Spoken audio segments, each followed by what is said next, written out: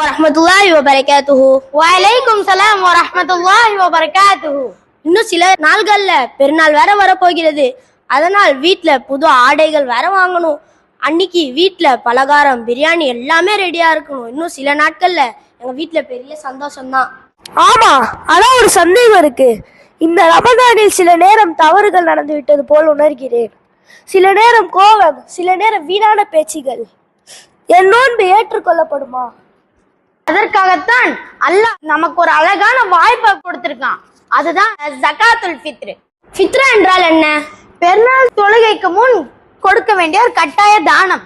இத நபி ஸல்லல்லாஹு அலைஹி வஸல்லம் அவங்க கடமையாக்குனாங்க. அத பெருநாள் தொழுகைக்கு முன்னாடி கொடுங்கன்னு சொன்னாங்க. யார் யாருக்கெல்லாம் கொடுக்க வேண்டும்? வீட்டில் உள்ள அனைவருக்கும், சிறியவர் பெரியவர் ஆண் பெண் என அனைவருக்கும் வீட்டின் தலைவர் கொடுக்க வேண்டும். அதை ஏன் கொடுக்க வேண்டும்? ஹதீஸ் ஜகாத்துல் ஃபித்ரி சுஹரத்தன் லிஸ்ஸாயிமி மினல் லகுவி வர்ரஃபஸி துஅமத்தன் லில் மசாகின். ஃபித்ரா என்பது நோன்பாளிகளை சுத்தமாக்கும் ஒன்று.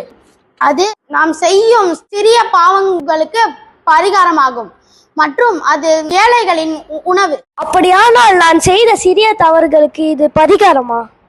ஆமாம், நாம் நோன்பு செய்த பாவங்களுக்கு ஒரு பரிகாரம் தான் இந்த ஃபித்ரா. பெருநாள் தொழுகைக்கு பிறகு கொடுத்தால் தவறா? அது ஃபித்ரா அல்ல, சாதாரண தானமாகிவிடும். அதனால் தொழுகைக்கு முன்பே கொடுக்க வேண்டும். பெருநாள் என்றால் புது ஆடை மட்டுமல்ல, நம் நோன்பை தூய்மைப்படுத்தும் நாள். இதுதான் உண்மையான பெருநாள்.